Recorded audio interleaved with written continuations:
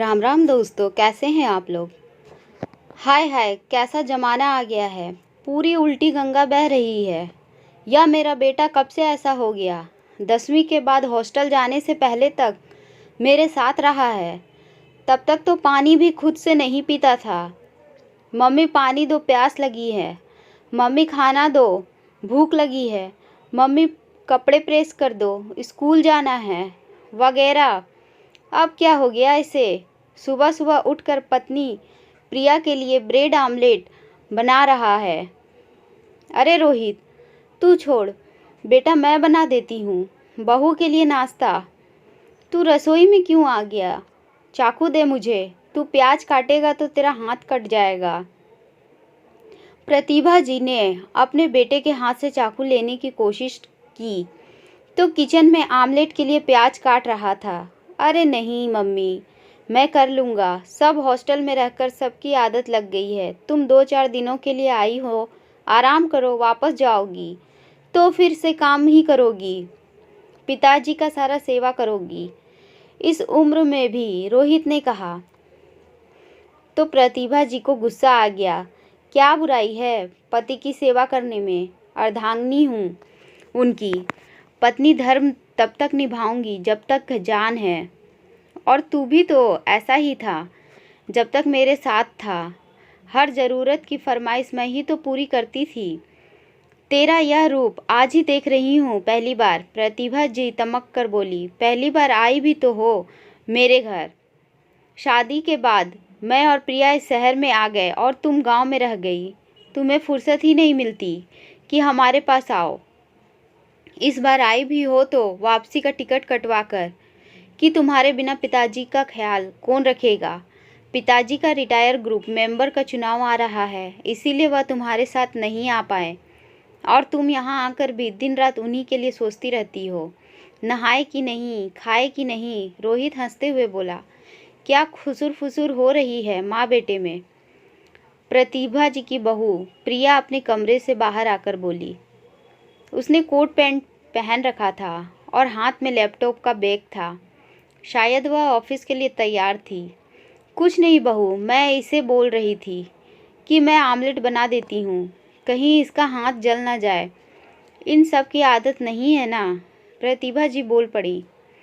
Cook देर से आती है, इसीलिए यह बना रहे हैं माँ। वैसे आज मेरी मीटिंग थी, इसीलिए जल्दी जाना था। मैं कैंटीन में खा लेती।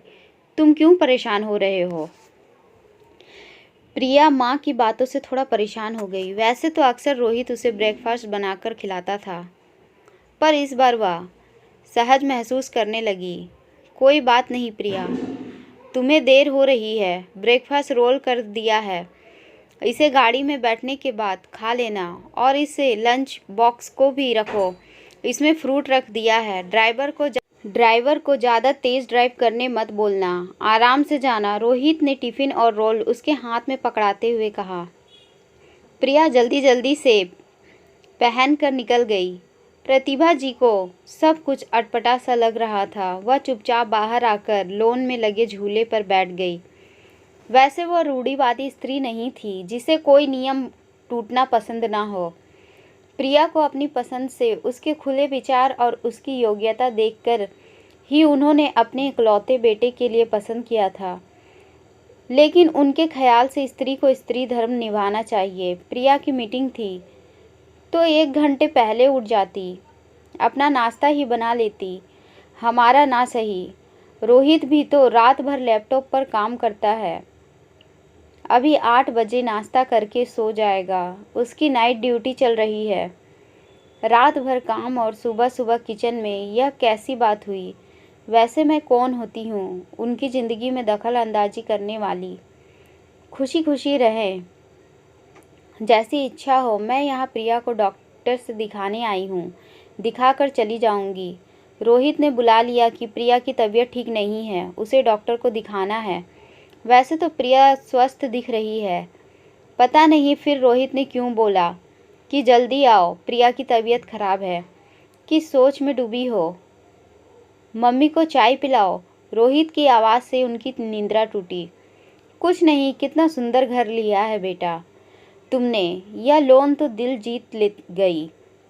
यह झूला, हरे घास, फूल की क्यारी और गमले। प्रतिभा जी ने बात बदलते हुए कहा, तुम्हें याद है मम्मी, एक बार तुम सिंह साहब पापा के बॉस के घर पार्टी में गई थी। वहां से आने के बाद तुम कितनी खुश थी, बार बार उनके घर की तारीफ कर रही थी। उनके घर की कुर्सी, लॉन में लगा झूला, हरे हरे घास, नौकर चाकर। हाँ, पर तुमने यह किसी को पता नहीं चलने दिया कि वैसा घर, वैसी सुख सुविधा तुम्हें भी चाहिए। पर तुम्हारी ख्वाहिश पूरी करनी तो दूर, किसी ने तुम्हारी बातें भी नहीं सुनी। हाँ, पापा के हाथ में नहीं था उतना सब तुम्हारे लिए उपलब्ध कराना। संयुक्त परिवार, अकेली उनकी छोटी सी सरकारी नौकरी। पर तुम्हें सुनना तो उनके हाथ में था ना, तुम्हारी खुशी को महसूस करना तो उनके हाथ में था ना।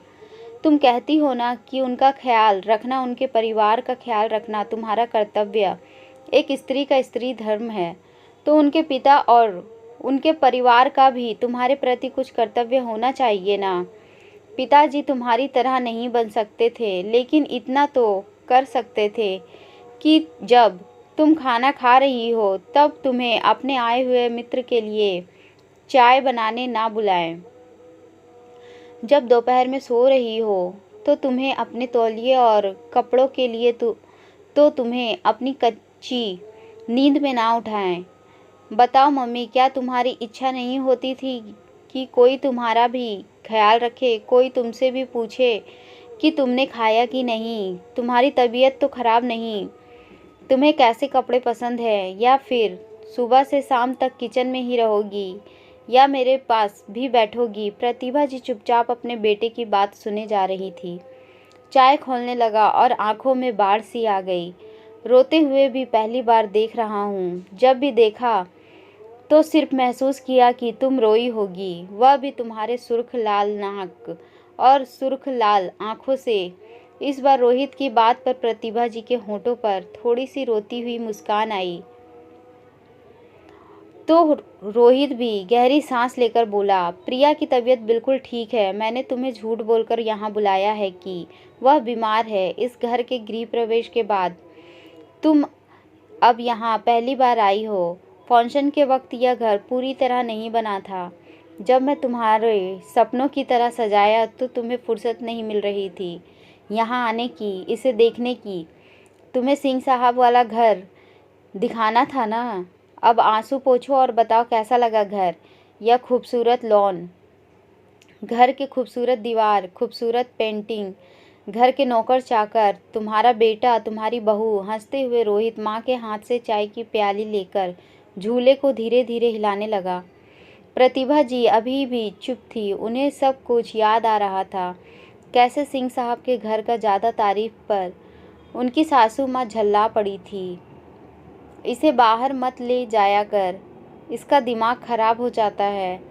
बाहर की दुनिया की चकाचौंध देखकर वह सिर्फ काम ही तो करती थी, सुबह से रात तक, बस सबों की सेवा। उसका कोई ख्याल रखे यह स्वप्न में आया तो, पर कभी धरातल पर उसने आने न दिया, क्योंकि इसके बदले सिर्फ निराशा ही हाथ लगी। पर मेरे सपने को मेरे बेटे ने कैसे पढ़ लिया। वह तो चुपचाप बैठे रहता था और अपनी फरमाइश करता रहता था। जब उसके पास जाती थी तो अपने पास बिठा लेता था और घंटा अपने स्कूल की कहानी सुनाता था। आज समझ आया कि वह फरमाइशों के बहाने अपने पास मुझे बुलाकर कुछ फुर्सत के क्षण मुझे देता था।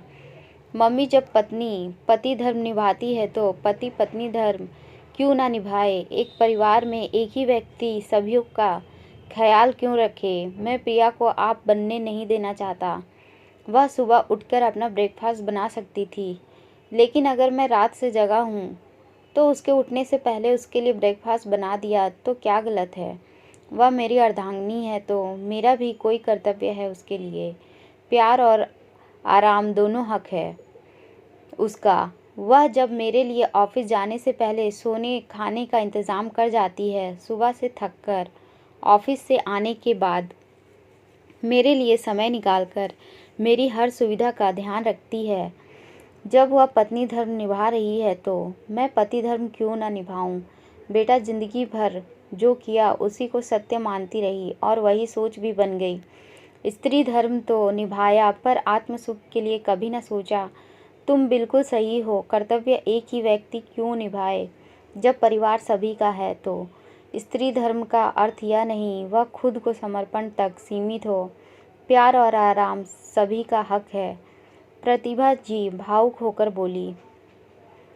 तो अब तुम्हारी बारी है मम्मी, प्यार और आराम की। पिताजी रिटायर कर गए हैं, हमारे पास आओ रहो।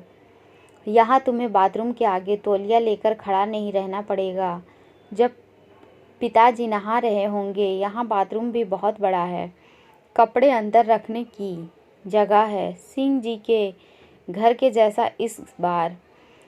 सिंह जी के जैसा बोलने पर रोहित को प्रतिभा जी ने एक प्यार की थपकी लगा दी और हंसते हुए बोली, तू कल पूछ रहा था ना रिटर्न टिकट को एक्सीडेंट करने के लिए।